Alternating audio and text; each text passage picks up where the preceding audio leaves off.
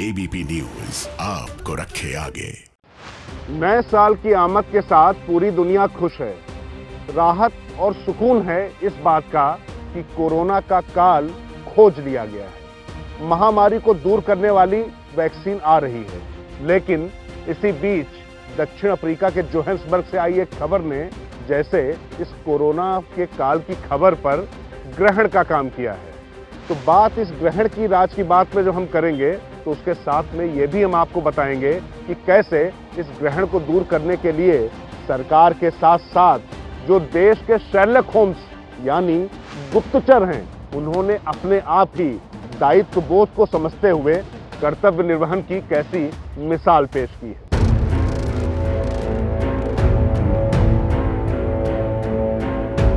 Vaccine लगने की शुरुआत में अब बस 6 दिन बाकी हैं, लेकिन इंसानियत की सबसे बड़ी मुहिम के दुश्मनों यानी नकली वैक्सीन बनाने वाले भी पीछे नहीं हैं। अब दुनिया के करीब 1.5 दर्जन मुल्कों के निजी जासूस संगठन नकली वैक्सीन को रोकने के लिए भारत के जासूसों की पहल पर एक हो गए हैं। आने वाले दिनों में इसमें और मुल्कों के जासूस संगठन भी शामिल होंगे। आपने कहावत सुनी होगी कि गांव बसा नहीं और डकैत पहले से तैयार है। तो जी हां, पूरी दुनिया जिस कोरोना से ग्रस्त और त्रस्त है, उससे बचाने के लिए वैक्सीन जब बाजार में आ रही है तो अंतर्राष्ट्रीय गैंग सक्रिय हो गए हैं उसके मुकाबले नकली वैक्सीन उतारकर मोटी कमाई करने के लिए।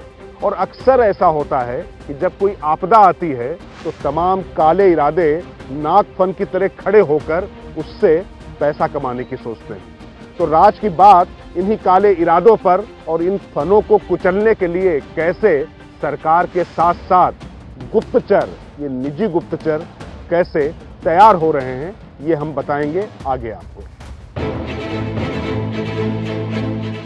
दुनिया के लिए वैक्सीन हब बन चुका है भारत, तो जाहिर है कि नकली वैक्सीन से मुनाफा कमाने की मंशा रखने वालों के निशाने पर भी भारत ही। इस बात की भनक भी है सरकार को और अंदेशा भी। राज की बात यह है कि हम तक और आप तक असली कोरोना वैक्सीन पहुंचे, इसके लिए सरकार अपने स्तर पर तो कदम उठाएगी ही। प्रधानमंत्री नरेंद्र मोदी पूरे देश में कोरोना का टीका लगाने को लेकर सोमवार को सभी राज्यों के मुख्यमंत्रियों के साथ बैठक करने जा रहे हैं। राज की बात यह है कि इसमें वैक्सीन सब तक पहुंचाने की तैयारियों के साथ ही नकली वैक्सीन की चुनौती पर भी रणनीति तय की जाएगी। भारत में जनसंख्या बहुत है और उसमें फिर जितने भी लोग हैं उनका जो जिस ढंग से इसका डिस्ट्रीब्यूशन होगा, कैसे किया जाएगा, और उसमें कहीं ना कहीं लोग अपनी जो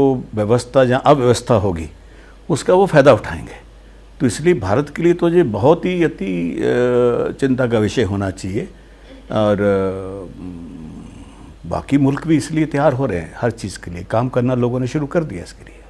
राज की बात जो हम आपको बताने जा रहे हैं वो जितनी चिंताजनक है उतनी ही भरोसा देने वाली भी। जी हाँ, निजी जासूसों के संगठन एडीपीआई ने अपने स्तर पर अंतर्राष्ट्रीय फोरम पर तमाम निजी गुप्तचरों को एकजुट कर अंतर्राष्ट्रीय बाजार में जो भी नकली कोरोना वैक्सीन उतारने की कोशिशें हो रही हैं, उनकी रोकथाम के उपाय शुरू कर दिए।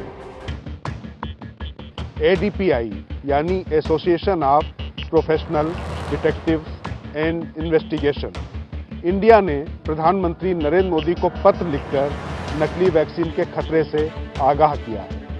साथ ही अंतर्राष्ट्रीय स्तर पर नकली वैक्सीन के निर्माण और तस्करी के जाल को रोकने के लिए निजी जासूसी संगठनों के साथ समझौता किया।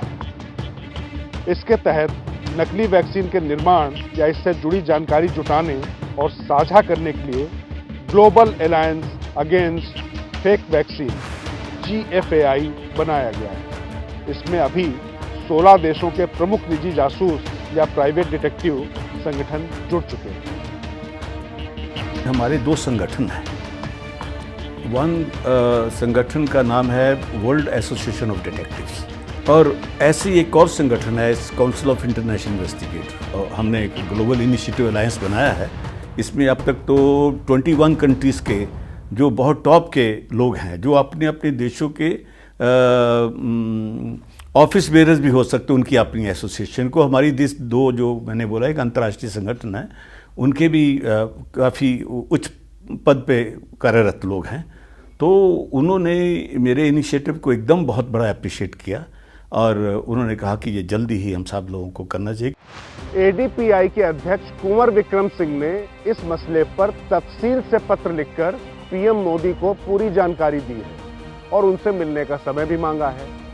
दरअसल समझने वाली बात यह है कि नकली वैक्सीन सिर्फ हिंदुस्तान नहीं बल्कि पूरी दुनिया में कहीं भी बनती है तो आप मान कर चलिए कि इन अंतर्राष्ट्रीय तस्करों के हाथ इतने लंबे हैं कि वो सभी देशों में पहुंच सकती है। इसलिए ये चिंता किसी एक देश की नहीं है और तमाम देश मिलकर इसीलिए इसको रोकने का प्रयास कर रहे हैं।